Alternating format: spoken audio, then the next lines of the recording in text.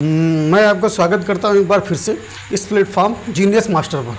आज मैं आपसे डिस्कस करने वाला हूं, कोई स्टूडेंट हो, बिल्डर्स हो या ठेकेदार हो, मिस्त्री हो या कोई घर बनवाने जा रहा हो, कोई अपना क्लाइंट हो, तो उसको पता होना चाहिए कि जो ईंटें यूज़ कराने जा रहा है, मतलब जो ब्रिक्स यूज़ कराने जा रहा है अपने घर में, वो अपने प्रोजेक्ट में कराने जा रहा है, उसका ईंट कैसा होना चाहिए।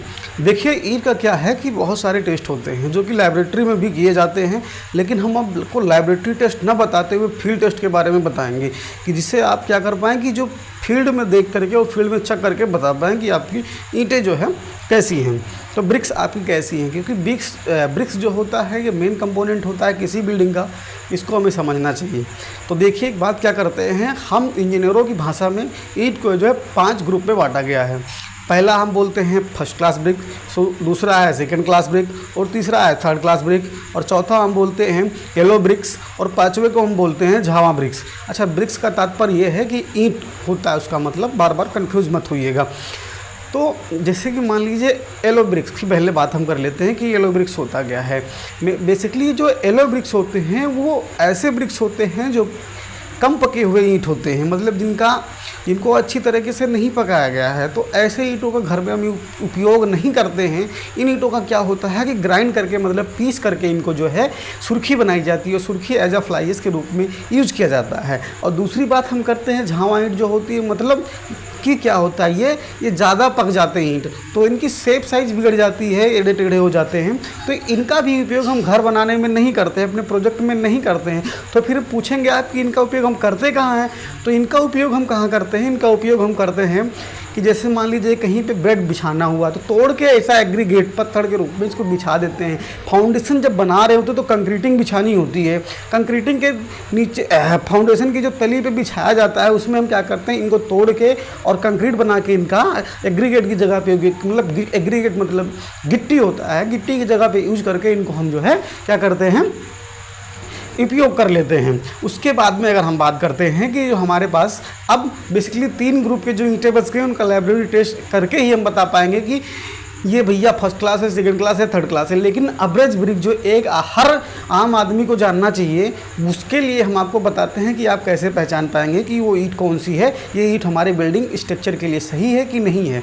तो सबसे पहला काम, आप भी जब लेने जाएँ ब्रिक्स यानी ईंट जब लेने जाएँ, तो आपको ये देखना है कि जो ईंट है आपकी प्रॉपर रेड कलर में होनी चाहिए।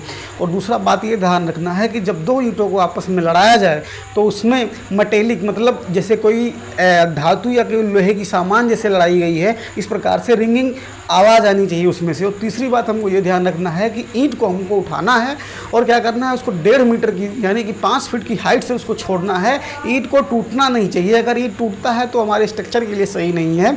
और चौथी बात को यह ध्यान रखना है कि जो हमारे ईंट में कहीं भी जो है सफ़ेद जो लम्प्स होते हैं, मतलब लम्प्स मतलब ये क्या बताएं आपको, पत्थर टाइप के जो होते हैं ईंट में होते हैं, उनको नहीं लेना है, क्योंकि वो लाइम होता है बेसिकली। और जब लाइम पानी के साथ होता है तो उसका क्या करता है, लाइम जो है सिलिकेट होना स्टार्ट हो जाता है उसका, तो इसलिए दिक्कत करता है, स्ट्रेंथ लूज कर जाता है। ब्रिक कहीं भी ब्रिक में ये देखना है कि दरारें नहीं होनी चाहिए, किसी प्रकार का वेजिटेटिव मटेरियल मतलब कार्बनिक पदार्थ उसमें नहीं होना चाहिए, ना इसमें प्रकार के क्रैक होनी चाहिए ब्रिक में आपके।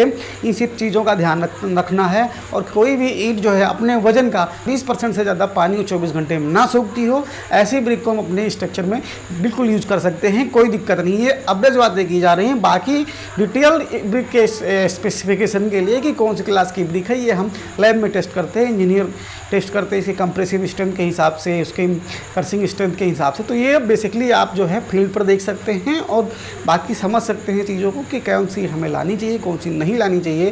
तो मैं इंजीनियर गणेश गुप्ता आशा करता हूं कि ये वीडियो आपको विधिवत समझ में आई होगी। अधिक जानकारी के लिए चैनल को सब्सक्राइब कर लें, बेल आइकन को प्रेस कर लें, जिससे होगा क्या कि जब भी हम कोई नई वीडियो, कोई जानकारी वाली वीडियो आपके पास अपडेट करेंगे, आपके पास सबसे पहले पहुँचेगी और उस जानकारी से जुड़ पाएंगे। मिलते हैं अगले वीडियो में, तब तक के लिए bye bye, good bye, Tata.